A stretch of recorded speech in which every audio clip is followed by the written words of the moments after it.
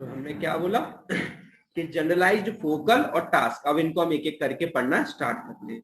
Generalise पढ़ते हैं। पहला होता है प्राइमरी जनरलाइज्ड, यानी पूरी बॉडी में। ठीक है, अब प्लीज माइक म्यूट कर लीजिए जिसका भी है। ठीक है, पूरी बॉडी में प्राइमरी जनरलाइज्ड, उसका ये किस नाम से आ जाता है? अगर प्राइमरी 2 मार्क्स में आपसे पूछ लें, इडियोपैथिक टॉर्सन डिस्टोनिया। अगेन, ये ऐसे क्वेश्चन है जो एक साथ आने में बहुत कम होते हैं, बहुत कम चांसेस होते हैं। ये 2-2 मार्क्स वाले क्वेश्चन हैं जो आपको बिल्कुल नंबर या तो दिलाएंगे या गायब होंगे। ठीक है, तो 2 नंबर में आपसे पूछ सकते हैं what is idiopathic torsion dystonia, मतलब प्राइमरी जनरलाइज, ऐसा डिस्टोनिया जो पूरी बॉडी में होगा। इडियोपैथिक क्यों बोल रहा है, मैं पहले ही बोल चुका हूं, इसका मोस्ट कॉमन रीजन अननोन है। ठीक है, इसलिए इसको इडियोपैथिक बोलते हैं। टॉर्सन यानी क्योंकि इसमें सारी, मैंने बोला था ना फ्लेक्स कॉन्ट्रैक्शन, तो उसमें सारी बॉडी में फ्लेक्सर एनर्जी डेवलप होना स्टार्ट हो जाती है। तो idiopathic torsion dystonia initially flexion deformity of leg occur when walking. Patient जब चलने की कोशिश करेगा तो उसके वो लेग्स है वो फ्लेक्शन एनर्जी में जाएंगे।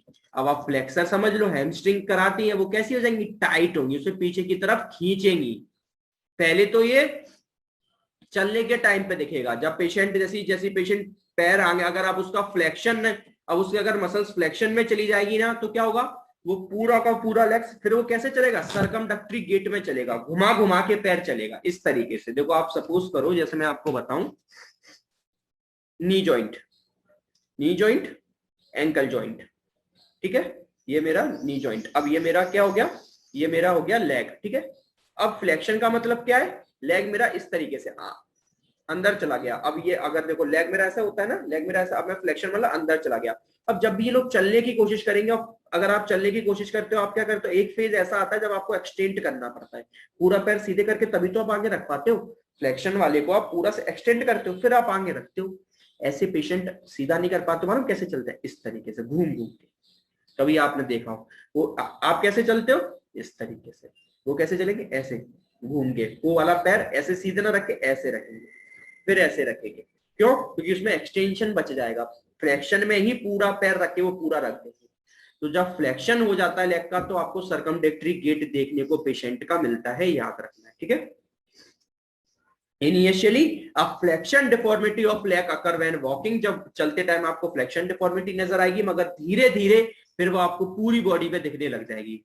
Movements then become generalized but ultimately constant. ये इसमें सबसे बड़ा पॉइंट अपन ने पढ़ा था कि ये कांस्टेंट, ये चीज अपन स्टार्टिंग डेफिनेशन में इसके पढ़े आए थे, सस्टेन्ड। ये ऐसी इसमें होती है जो लंबे समय तक चली चली जाती है। वहीं हमने इसको कोरिया में नहीं पढ़ा था, कोरिया में आ रहा था जा रहा था, इसमें सस्टेन्ड पीरियड है। ये सबसे बड़ा कॉमन पॉइंट है इसका। ठीक है, क्या होगा? फ्लेक्शन डिफॉर्मिटी में अगर लेग चला गया तो हैमस्ट्रिंग टाइट हो जाएंगी, क्वाड्रिसेप्स क्या हो जाएंगी? उसकी स्ट्रेचिंग हो जाएगी। तो अब आप क्या कराओगे? हैमस्ट्रिंग अगर टाइट हो गई तो आप उनको, आप क्या कराओगे? उनकी स्ट्रेचिंग कराओगे, उन्हें लूज कराना है। प्लस क्वाड्रिसेप्स की स्ट्रेचिंग हो गई, वो वीक पड़ गई है, तो उन्हें टाइट कराना है। तभी तो आपका एक्सटेंशन प्रॉपर आएगा। ठीक है, डायग्नोसिस कैसे करता है? ईएमजी बहुत important. What is EMG? EMG is electromyography evaluates muscle condition. वो मसल किस कंडीशन में उसको इवेल्युएट करता है? कैसे? पर्टिकुलर वो नर्व सेल जो क्या करते हैं? Nerve cell that control them, यानी nerve cell known as motor neuron. वो मोटर न्यूरॉन जो मसल्स के कंडीशंस को, कोऑर्डिनेशन को कंट्रोल करते हैं, वो अब यहां पर हो जाते हैं खराब। वो मोटर न्यूरॉन का काम क्या है? They transmit electrical signal that muscle to contract and relax. आप कोई भी मसल में कॉन्ट्रैक्ट या रिलैक्स करते हो, वो किसकी वजह से कर पाते हो? मैंने बोला क्योंकि सारा काम संभालना न्यूरॉन्स को ही है, नर्व को ही है। तो मोटर न्यूरॉन ही तो एक्टिवेट होते हैं आपके मसल के अंदर, वही आपके कॉन्ट्रैक्शन और रिलैक्सेशन में हेल्प कराते हैं। इन केसेस में मोटर न्यूरॉन बहुत ज्यादा एक्टिवेट हो जाते हैं और आपके क्या, एक्सेसिव अमाउंट में कॉन्ट्रैक्शंस करा देते हैं। फिर आप ईएमजी जब देखते हो, और आप ईएमजी में इन मोटर न्यूरॉन्स के जब आप इलेक्ट्रिकल इंपल्स लेते हो, इन मोटर न्यूरॉन्स की इलेक्ट्रिकल एक्टिविटी नोट करते हो, तो आपको हाई मिलती है। और आप बोल देते हो अच्छा, हाई मिलने का क्या रीजन हो गया है? हाई इसलिए मिल रही है क्योंकि यहाँ प्रॉपर एबनॉर्मल कॉन्ट्रैक्शंस देखने को मिल रहा है। जो कॉन्ट्रैक्शन देखने को मिल रहा है वो किसके से मिल रहा है? मोटर न्यूरॉन्स की वजह से। और मोटर न्यूरॉन खराब हो गए हैं तो वो क्या है? कहीं ना कहीं ब्रेन से कुछ ना कुछ का गलत कमांड आ रही है, आप कॉन्ट्रेक्शन नहीं कराना चाह रहे, फिर भी ब्रेन से गलत मोटर, आपके मोटर न्यूरॉन को गलत कमांड आ रही है कि आपने कॉन्ट्रेक्शन कराइए, और एक सस्टेन्ड पीरियड के लिए कॉन्ट्रेक्शन करा देते, और ईएमजी में दिख जाता है इलेक्ट्रोमायोग्राफी में कि नर्व जो आपकी मोटर न्यूरॉन से वो एबनॉर्मली एक्सेसिव अमाउंट में वर्क कर रही है, जिस वजह से कॉन्ट्रेक्शन आपको देखने को मिल रहा है। ठीक है, तो EMG shows in appropriate contraction of antagonist, gonist और एंटागोनिस्ट मसल्स ग्रुप का देखने को मिलता है। अब मुझे आप सीधा सीधा बताइए, मैंने कल ही आपको पार्किंसम जब पढ़ाया तो मैंने आपको बताया था कि पार्किंसम में फ्लेक्सर एनर्जी डेवलप होती थी और एबनॉर्मल कॉन्ट्रैक्शन रिजिडिटी देखने को मिलती थी। तो जो ड्रग वहां दिए जाते थे वो ड्रग अब यहाँ भी दिए जाएंगे। तो अब आपने क्या देखा, कितना प्यारा, कि कोरिया में पार्किंसम की ड्रग की वजह से कोरिया हो रहा था, और मगर लेकिन डिस्टोनिया में आप ट्रीटमेंट में पार्किंसम के ड्रग दे रहे हैं। ठीक है, समझ आ गई ना बात है, वहां उसकी वजह से हो रहा था, यहाँ पर ये ट्रीटमेंट में दी जाती है, क्योंकि मैंने आपको कल पार्किंसम ड्रग, फ्लेक्सर, डिफॉर्मिटी, सब सिनर्जी सब कुछ समझाया था। तो लीवोडोपा, कार्बिडोपा, है ना, इन सब वॉर क्या एंटीकोलिनर्जिक ड्रग भी इन सब में दिए जाते हैं। ये था जनरल। एक आता है फोकल। फोकल के अंदर मैंने आपको मोस्ट कॉमन एग्जांपल याद करने को बोला था, दैट इज सर्वाइकल डिस्टोनिया, आपको दिखा भी चुका हूं। क्या होता है, अब ये अगेन 2 मार्क्स में आएगा, सर्वाइकल डिस्टोनिया और स्पास्मोस्टिक टोटिकोलिस। एक बात याद रखना, टोटिकोलिस एक तरीके की कंडीशन होती है जिसमें क्या होता है, a condition in which the neck muscle contract causing the head to twist to one side. क्या मैंने बोला, सुनो, इसमें क्या होता है, टॉर्टिकोलिस से अगर मेरी नेक है, मेरी एक साइड की मसल कॉन्ट्रैक्शन में चली गई, अब एक साइड की कॉन्ट्रैक्शन में, जैसे अब इधर वाली मसल एक कॉन्ट्रैक्शन में गई तो ऑटोमेटिक मेरी नेक ऐसे घुमा देगी, क्योंकि इधर की मसल कॉन्ट्रैक्ट गई तो इसे क्या करेगी, इधर खींच लेगी। कौन सी मसल खींचती है इधर, कौन सी मसल होती है, एससीएम, दैट इज स्टेर्नोक्लीडोमास्टोइड। उसी का तो काम होता है, वही तो आपके हेड को इधर और इधर जब कर पाते हो tilting movement, side flexion, SCM regulate करती है। अब एससीएम अगर एक साइड की टाइट हो जाए तो वो क्या करेगी, ये हेड है इसको अपनी तरफ खींच लेगी, हेड मेरा खिंच जाएगा। यानी अगर मेरी इधर की मसल खराब हुई तो मेरा जो हेड है वो कौन सी साइड में जाएगा, अपोजिट साइड में। कैसे, मैं सिंपल हूं, इधर की मसल ने कॉन्ट्रैक्ट कर लिया, मेरा हेड इस साइड चला जाएगा। कैसे होगा, प्लस मेरा इधर टिल्ट हो गया, मैं ऊपर की तरफ हो जाएगा, क्योंकि स्टेर्नोक्लीडोमास्टोइड के 2 एंड होते हैं, तो एक ऐसे नीचे करता है और एक ऊपर की तरफ खींच लेता है, तो मेरा हेड ऐसे हो जाएगा और ऐसे ऊपर की तरफ देखूंगा मैं, और ऐसे इस तरीके से हेड हो जाएगा।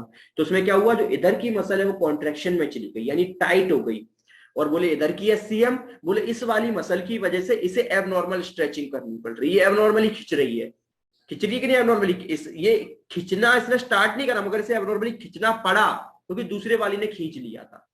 तो अब आप क्या करेंगे, आपके 2 काम होंगे यहाँ, क्या कि इन पेशेंट को आपको जो इधर वाली मसल्स है जो इसकी क्या करानी पड़ेगी, स्ट्रेचिंग। तो आप क्या करेंगे, इधर से खींच के मुझे सीधा करेंगे। तो इन पेशेंट में जब भी टॉर्टिकोलिस होता है ना, तो बस एक काम करो, इन पेशेंट को अगर आपको देखना है तो जिस साइड उनका फेस हो गया ना, उधर की साइड की चिन पर आप एक इंडेक्स फिंगर रखो और ऐसे आप करोगे तो वो सीधे हो जाएंगे। देखो मैं ऐसे लेटा हूं, मैं ऐसे करूंगा ना तो ये तुरंत सीधे हो जाएंगे, ऐसे सीधे हो जाएंगे। ये टॉर्टिकोलिस का साइन होता है, ऐसे करोगे और ऐसे ही सीधे हो जाएंगे। क्योंकि अगर नॉर्मल अमाउंट में टाइट है, बहुत ज्यादा टाइट है तो फिर काम नहीं चलेगा, फिर तो आपको पावर लगा करनी पड़ेगी। ठीक है, तो अब आप क्या करोगे, आपको इधर वाली एससीएम मसल्स की क्या करनी पड़ेगी, स्ट्रेचिंग, खींचनी पड़ेगी, क्योंकि जो वो कॉन्ट्रैक्ट होकर सिकुड़ गई है तो उसे खींचनी पड़ेगी, तब यहाँ पर नेक इधर साइड जा पाएगी। और बोले इधर साइड की क्या करनी पड़ेगी, इधर साइड की स्ट्रेंथनिंग बहुत जरूरी है, क्योंकि इसकी वजह से ये एबनॉर्मल स्ट्रेचिंग में चली गई, तो आप इसे स्ट्रेंथनिंग करोगे तभी तो ये अपनी साइड खींचेगी। अब ये अपनी साइड खींचेगी और इधर को आप इधर की खींच के इसको लंबा करोगे और इधर वाली को टाइट करोगे तो ये अपनी तरफ खींचेगी, फिर नेक आपका प्रॉपर सामने की तरफ आ जाएगा। हमेशा याद रखो फिजियोथेरेपी में अगर कभी भी 2 मसल खराब हो रही है, कभी भी अगर एक मसल खराब होती है ना, वो कभी अकेले नहीं होती।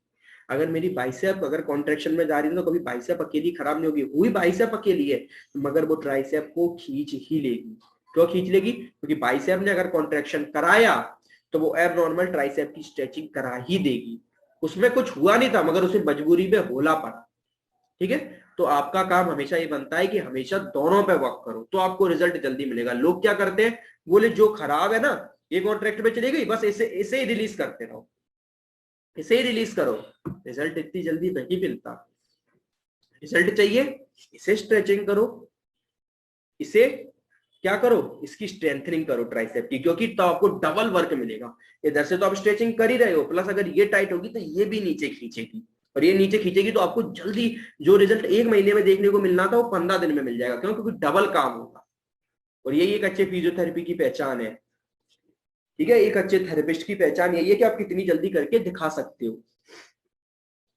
तो इसमें क्या है, सर्वाइकल डिस्टोनिया और spastic torticollis. Torticollis is a condition where a condition in which the neck muscle that is SCM sternocleidomastoid contract causing the head to twist to one side. में करके दिखा चुका हूं। ठीक है, तो टॉर्टिकोलिस कहीं भी हो, 2 मार्क्स में टॉर्टिकोलिस पूछते हैं। ठीक है, कहीं भी हो सकता है, कहीं भी। अब टॉर्टिकोलिस तो एक तरीके का क्या हुआ, आपका सिम्टम हुआ कि भैया अगर नेक एक साइड ऐसे ट्विस्ट हो जाए एससीएम की वजह से, तो आप उसे टॉर्टिकोलिस बोलते हैं। अब एससीएम कॉन्ट्रैक्ट में क्यों गई, 10,000 रीजन हो सकते हैं। एक रीजन डिस्टोनिया हो गया। ठीक है, अब जरूरी नहीं है एससीएम इस वजह से भी हो सकता है कि एक साइड की एससीएम खराब ही हो जाए, उसने काम करना छोड़ दिया तो दूसरी वाली अपनी तरफ खींच लेगी, उसे भी आप टॉर्टिकोलिस बोलोगे। इसमें तो इसमें भी, या फिर कोई मसल एबनॉर्मल कॉन्ट्रैक्शन में चली गई तो भी टॉर्टिकोलिस बोलते हो। किसी वजह से भी टॉर्टिकोलिस हो जाए, यानी नेक आपकी एक साइड मुड़ जाए, तो आप उसे टॉर्टिकोलिस बोल देते हो। इसमें टॉर्टिकोलिस क्यों बोल रहे हो, क्योंकि इसमें एक साइड की जो एससीएम है वो एबनॉर्मल कॉन्ट्रैक्शन में जा रही है। क्यों जा रही है, हम ऊपर अच्छे से बात उसकी कर चुके हैं। क्या होता है, unilateral deviation of the head, मैंने बताया था। कॉजेज अननोन है, वो तो अपन ऊपर बहुत बार बात कर चुके हैं। ऐसा देखा गया कि वेस्टिबुलर एबनॉर्मल, जो वेस्टिबुलर कानों के अंदर वेस्टिबुलर होता है ना फ्लूइड, वेस्टिबुलर डिसफंक्शन होने की वजह से ये देखने को मिलता है। Somehow through to be cause, इसको मानने की कोशिश करी गई है, मगर फिर भी कॉज अभी तक अननोन है। ठीक है, अब होता क्या है इसमें कि डिस्टोनिया कॉन्ट्रैक्शन दी लेफ्ट एससीएम, ये आपको मैं बता चुका हूं, लेफ्ट वाली एससीएम में produces head turning to the right. मैंने करके भी दिखा दिया कि अगर ये मेरी लेफ्ट वाली डिस्टोनिया है, ये वाली एससीएम है, अब ये मुझे खींचेगी तो मेरा हेड ऑटोमेटिक राइट की तरफ चला जाएगा। हेड मेरा कहां गया, राइट की तरफ चला गया, अगर मुझे लेफ्ट वाली ने खींच लिया। Head turning to the right. Pressure of the index finger, अगर मैं इंडेक्स फिंगर रखूं राइट साइड पर, क्योंकि मेरा हेड राइट साइड की तरफ गया, तो मैं इसको ऐसे कर दूं तो मेरी नेक सीधी हो जाएगी। Index finger on the right side of the chin may turn the head back to the neutral position.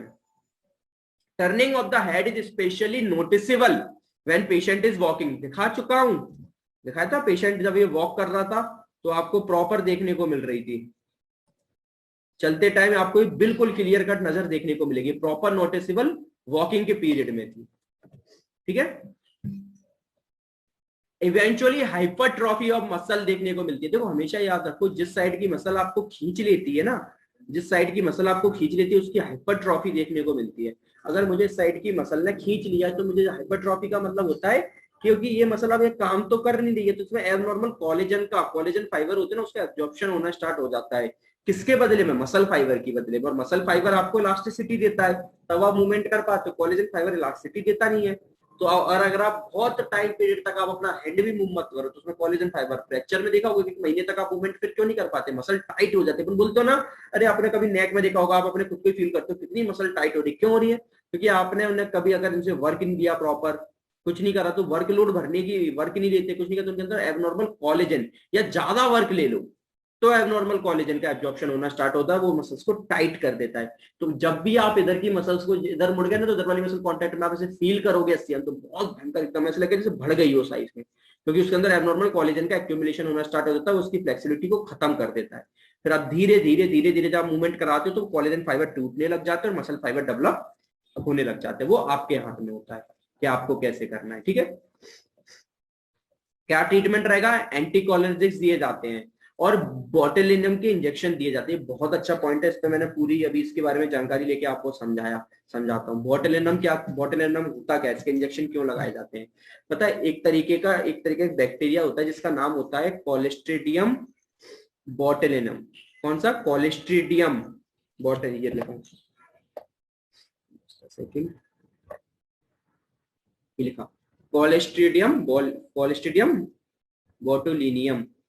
ठीक है, इसी के नाम पे इसका नाम पड़ा। ये बैक्टीरिया एक टॉक्सिन प्रोड्यूस्ड करता है, टॉक्सिन प्रोड्यूस करता है। ये टॉक्सिक होता है, अगर वो अपनी बॉडी के अंदर चला जाए ना, तो मालूम क्या करता है, अपना जो न्यूरोमस्कुलर जंक्शन अगर आपको याद होगा पूरा, उसमें क्या होता है, बोले जो एसिटाकोलिन होता है वो क्या करता है कि ब्रेन की नर्व फाइबर्स को मसल की फाइबर्स के बीच में, न्यूरोट्रांसमीटर है, क्या करता है वो कंडक्शन पहुंचाता है, इधर की मसल्स के नर्व की इंफॉर्मेशन मसल्स पे पहुंचाता है, तब आप कॉन्ट्रेक्शन कर पाते हो। हाँ के ना, तभी तो आप कॉन्ट्रेक्शन कर पाते हो। तो ये उस एनएमजे में उस एनएमजे में एसिटाकोलिन को क्या कर देता है मालूम है, एसिटाकोलिन का रिलीज ही कराना बंद कर देता है। अब एसिटाकोलिन रिलीज नहीं होगा तो पेशेंट अब कॉन्ट्रेक्शन कर पाएगा, बोले नहीं कर पाएगा, तो बोले क्या हो जाएगा, पेशेंट फ्लैसिड हो जाएगा और फ्लैसिड पैरालिसिस में चला जाता है। ये बैक्टीरिया है जिससे जो टॉक्सिन प्रोड्यूस करता है, that is clostridium botulinum. It prevents क्या, the release of the acetylcholine from nerve to muscle in NMJ. ठीक है, अब ये प्रॉपर आपने एनएमजे पढ़ा है तो आप बिल्कुल इसको अच्छे से समझ गए होंगे। नहीं समझ में आया तो फार्मा के लेक्चर जाके यूट्यूब पे चले जाना, उसमें मैंने पूरा अच्छे से समझाया है, पढ़ लेना। डेट कॉज फ्लैसिड पैरालिसिस, ठीक है, इस डिसीज को बोलते हैं बोटुलियम।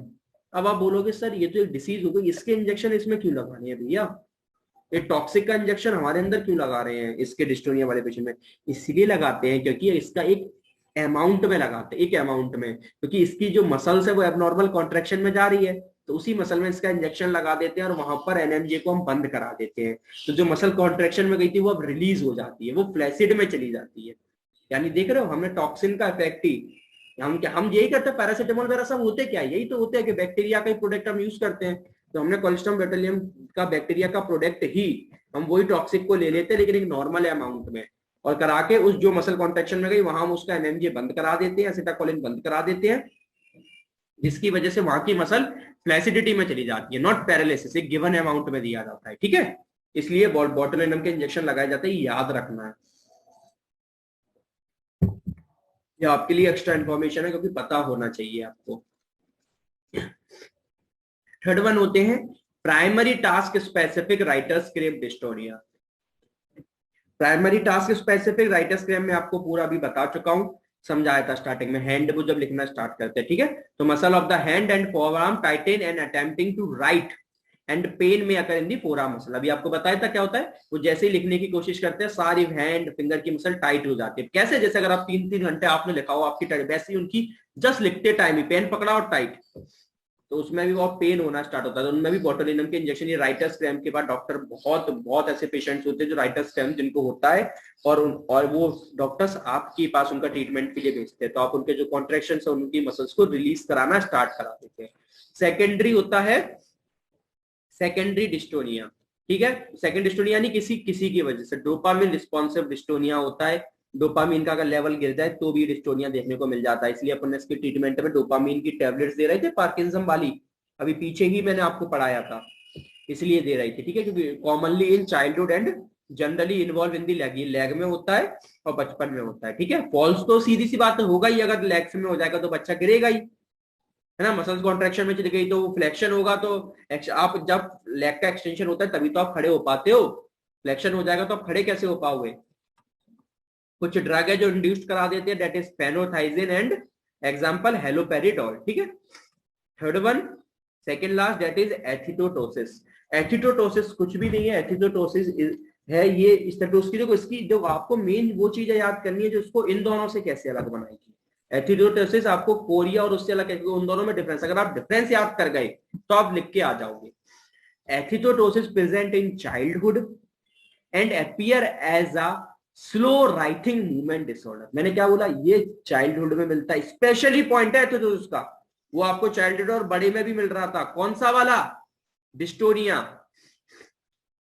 ये चाइल्डहुड में मिलता है, और appear as a continuous writing movement का मतलब होता है कंटिन्यूअस और रोलिंग, एक सीक्वेंस में, disorder with the rate of movement between the Korea and dystonia.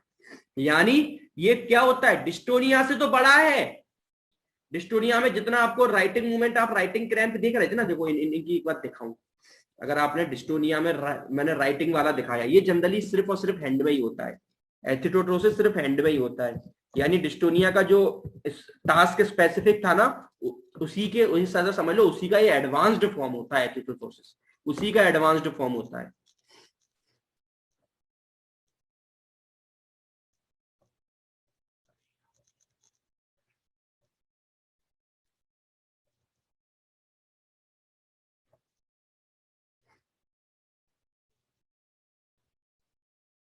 इस तरीके से ये उसमें जब लिखते हैं, किसमें, डिस्टोनिया में जब आप लिखने बैठे थे तब आपकी मसल्स कॉन्ट्रैक्ट में गई थी। एथिथोसिस की तो सिर्फ हैंड में ही होती है, और लिखो ना लिखो उससे फर्क नहीं है, इनकी हमेशा ही इस तरीके की मसल्स, अगर इनको जब भी ये इनवॉलंटरी मूवमेंट आया कभी भी आ सकता है, और इस तरीके से इनकी हो जाती है। आपको दिख रहा है कितना हैवी कॉन्ट्रैक्शन, लेकिन ये कोर्सिस से कोरिया से कम है। कोरिया का कितना खतरनाक था, कोरिया से कम है मगर डिस्टोनिया से ज्यादा है, और ये सिर्फ हैंड में देखने को मिलती है, चाइल्डहुड में देखने को मिलती है। ऐसा कुछ नहीं है कि आप राइटिंग करने बैठो तभी होती है, कभी भी हो सकती है, ठीक है। मगर डिस्टोनिया में जो टास्क स्पेसिफिक थी वो राइटिंग के टाइम पे थी, ठीक है। क्लियर है, वीडियो समझ आई अच्छे से। That of Korea and dystonia usually involves the digits. आपने खुद देखा डिजोटी इन्वॉल्व हो रहा है, hand and face on each side, ठीक है, फेस वेयर भी इन्वॉल्व हो सकता है। दिस एबनॉर्मल मूवमेंट में रिजल्ट फ्रॉम, क्यों होता है, दो रीजन होते हैं। अब ये देखो, इसके नाम फिर अगेन बोल रहा हूं, एथेटोसिस के स्पेशल पॉइंट क्या थे, चाइल्डहुड में होता है, ठीक है, ये कोरिया और डिस्टोनिया के बीच में होता है। तीसरी चीज, इसको राइटर क्रैम्प से अलग क्यों करते हैं, क्योंकि राइटर क्रैम्प जब आता है जब आप लिखने बैठते हो, ये कभी भी आ सकता है, ठीक है। चौथी चीज है ना, कभी भी खतरनाक आ सकता है। और चौथी चीज सर, ये इन दोनों के बीच में होता है, ठीक है। इसके बहुत खतरनाक, क्या कोरिया से कम था मगर डिस्टोनिक से ये ज्यादा था। कब होते हैं, अगर आपको कर्निक टेरेस हो, कर्निक देखो ये बच्चों में पढ़ा ना, तो ये इसके बच्चों की ही डिसीजेस लिखना है इसमें, ठीक है। कर्निक टेरेस क्या होता है, बच्चों में एबनॉर्मल अमाउंट में क्या हो जाए, ये देखो ब्रेन डैमेज तो होना ही पड़ेगा, मैंने बोला हर डिसीज को ब्रेन डैमेज होना पड़ेगा, हर डिसीज में, तभी आप इनवॉलंटरी मूवमेंट लिख के आओगे। It is a brain damage, कब होता है, cause increase level of bilirubin in babies blood. और आपको पता है बिलिरुबिन कब रिलीज होता है, आरबीसी के अंदर हीमोग्लोबिन होता है, और हीमोग्लोबिन के अंदर बिलिरुबिन होता है, वो ऑरेंज येलो कलर का पिगमेंट होता है। जॉइंटिस याद आ रहा होगा, जॉइंटिस में आपके अंदर बिलिरुबिन का लेवल ही तो बढ़ जाता है। क्यों बढ़ जाता है, क्योंकि एबनॉर्मल अमाउंट में आरबीसी रप्चर होती है, और आरबीसी के अंदर हीमोग्लोबिन है, हीमोग्लोबिन रप्चर होगी तो उसके अंदर क्या, एक येलो ऑरेंज का अमाउंट सबस्टेंट होता है, वो रिलीज होता है, तो वही आपकी आंखों पर, स्किन पर, सब जगह देख के आपको आप येलो येलो दिखने लग जाते हो। तो बच्चों में जब एबनॉर्मल अमाउंट में हीमोग्लोबिन का रप्चर होगा और एक्सेसिव अमाउंट में बिलिरुबिन बढ़ने लग जाता है, तो वो ब्रेन डैमेज करा देता है, ठीक है। और या फिर इसको ऐसे भी देख लो, क्योंकि अगर बिलिरुबिन बढ़ रहा है इसका मतलब क्या, हीमोग्लोबिन रप्चर हो रहा है, और हीमोग्लोबिन ऑक्सीजन लेके जाता है, और ऑक्सीजन नहीं पहुंचेगा तो ब्रेन डैमेज होगा, होगा ही। दैट इज सेकंड वन हो ही रहा है, toxic neonatal brain damage. Oxygen की ब्रेन, जब बच्चे पैदा होते हैं और एकदम सडन उन्हें ऑक्सीजन की कमी हो जाए तो क्या होता है, उनका ब्रेन डैमेज हो जाता है, तो उसकी वजह से भी एथेटोसिस देखने को मिलता है। Last one that is hemiballismus. हेम नाम में ही समझ आ रहा है, हेमी मींस एक साइड, यानी ये बॉडी के एक साइड होता है, किधर होता है, बॉडी के एक साइड होता है। This is a movement disorder characterized by unilateral, यानी बॉडी के एक साइड होना है। सबसे इंपॉर्टेंट चीज वायलेंट फ्लाइंग, ये एक साइड के हाथ पैरों को इतनी भयंकर तरीके से मारते हैं जैसे कुछ कुछ चीजों को उठा उठा के फेंक रहे हो, जैसे धक्का मार रहे हो किसी को, इस तरीके से अपने एक साइड के हाथ को और पैरों को इस तरीके से फेंकते हैं जैसे। और इवन अगर ये पेशेंट अगर कहीं लेटे हो ना तो इतना भयंकर मारते हैं कि बेड से भी गिर जाते हैं। देखो आपको दिखाऊंगी ये पेशेंट,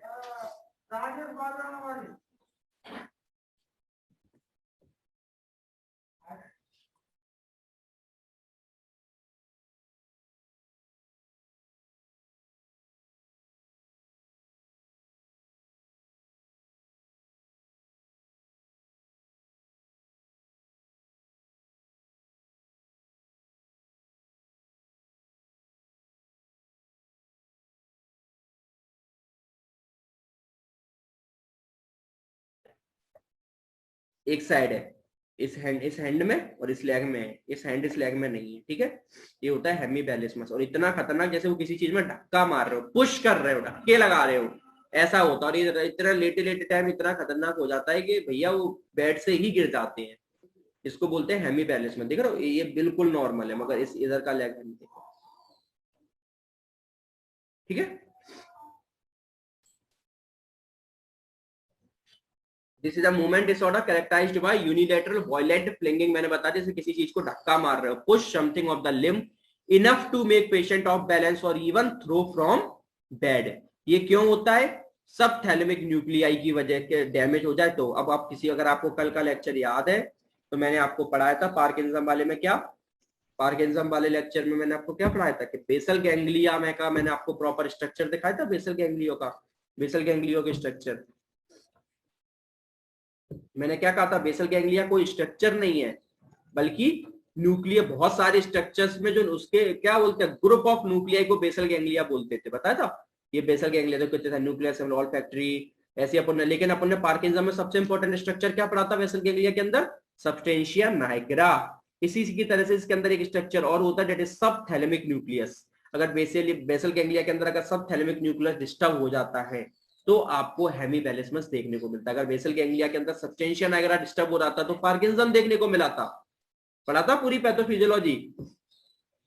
और सबथैलेमिक न्यूक्लियस हो जाए तो बोले हेमीबैलिस्मस देखने को मिलता है, ठीक है। Usually result from vascular disease है, जनरली पोस्टीरियर जो पोस्टीरियर सेरेब्रल आर्टरी होती है ना, उसकी टेरिटरी में कोई प्रॉब्लम हो जाए। अब क्या होगा, टेरिटरी में प्रॉब्लम होगी तो पर्टिकुलर ब्रेन के किसी पार्ट को सप्लाई कर रही थी, अब वहां सप्लाई नहीं हो पाएगी, ऑक्सीजन की कमी हो जाएगी, तो ये देखने को मिल जाता है। बट ये ओकेशनली कभी कभी मल्टीपल स्क्लेरोसिस में भी देखने को मिलता है। मल्टीपल स्क्लेरोसिस हम कंप्लीट करके पूरा एक टॉपिक पढ़ने वाले हैं, बहुत इंपॉर्टेंट टॉपिक है।